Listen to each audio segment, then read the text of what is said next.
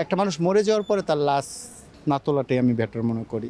শুধু শুধু লাশটাকে তুলে কষ্ট দেওয়া, তার আত্মাকে কষ্ট দেওয়া। যারা বের করতে পারে 1 বছরে বের করতে পারে, যারা বের করতে পারে না 30 বছরে পারবে না। আমার মনে হয় না যে সালমান শাহর মৃত্যুর সাথে ডন ভাই জড়িত আছে।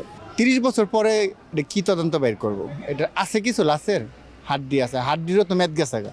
যে কোনো জিনিসে কিন্তু মেদ থাকে একটা। তো একটা মানুষ মরে যাওয়ার পরে তার লাশ না তোলাটাই আমি বেটার মনে করি, আল্লাহ বেরাজি হয়। তো এখন যেহেতু তদন্ত আর কি করবে, তদন্ত করেই বা কী করবে ভাই, ওনার হায়াতি ছিল এই পর্যন্ত, উনি এইভাবে মরবে, এইভাবে জনপ্রিয়তা হবে, এটাই আমি বাস্তব মনে করি। শুধু শুধু লাশটাকে তুলে কষ্ট দেওয়া, তার আত্মাকে কষ্ট দেওয়া, আমি এটাকে এক মনে করি না সবার মতন। কেন আমি সালমান শাহকে কাছের থেকে দেখেছি, ভালোবেসেছি, কাজ করেছি, সব কিছু করেছি।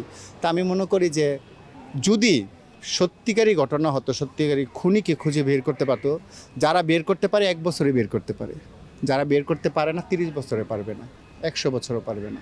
সালমান শাহর মৃত্যুর সাথে যাদেরকে জড়িত করছে, আমি তাদেরকে কাউকে অ্যালাউ করি না। কেন আমি কাছের থেকে দেখেছি ডন ভাইয়ের সাথে খুব ভালো সম্পর্ক সালমান শাহ।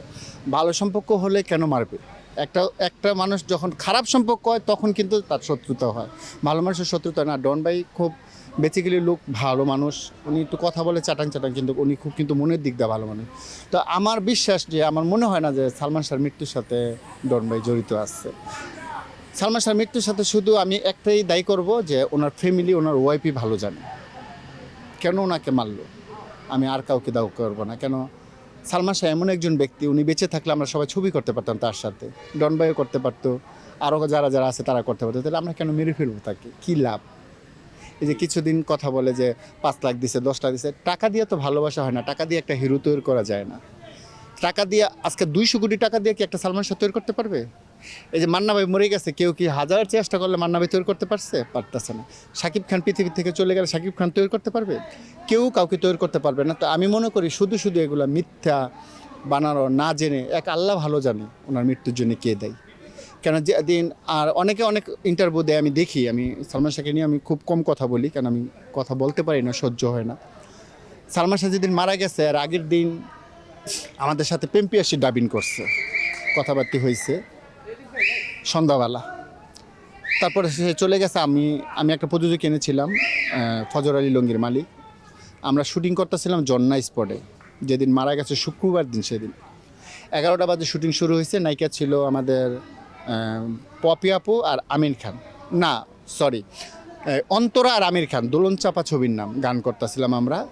এমন টাইমে খোকন ভাই ছিল ডান্স ডিরেক্টর। তো খোকন ভাই বললো কি যে ক্যামেরা অফ করে লাইলো, আমরা খালি হপায় রিয়াকশন দিয়া নাচের ছেলেরা মেয়েরা শর্ট দিতেছিলাম। এমনটা খোকন ভাই বললো শুটিংটা বন্ধ কেন? ইমন নাই মানে ইমন ভাই মারা গেছে। যার যার মতন কাজ রেখে কেউ হুলি ফ্যামিলিতে দৌড় দিল, কেউ বাসায় দৌড় দিল, কেউ ইস্কাটন দৌড় দিল। আমি ডাইরেক্ট ইস্কাটন চলে গেলাম। ইস্কাটন গিয়ে শুনলাম যে শেষ হুলি ফ্যামিলিতে, দৌড় দিলাম হুলি ফ্যামিলিতে যাই গেলাম, বললো যে লাস্ট নিয়ে এফবিসি যাচ্ছে, দৌড় দিয়ে আসলাম এফবিসিতে। মানে এই যে একটা ঝানি, আমি কিন্তু আজও পর্যন্ত কোনো ইন্টারভিউতে বলি নাই। কেন বলি না জানেন? আমি না কোনো ব্যাপারে কিছু বলতে চাই না। কেন বলতে চাই না জানো? বললে অনেক কথা, না বললে কিছুই না। কেন যারা সালমান শাহর সাথে কাজ করছে তারাই সালমান শাহ সম্বন্ধে ভালো জানে।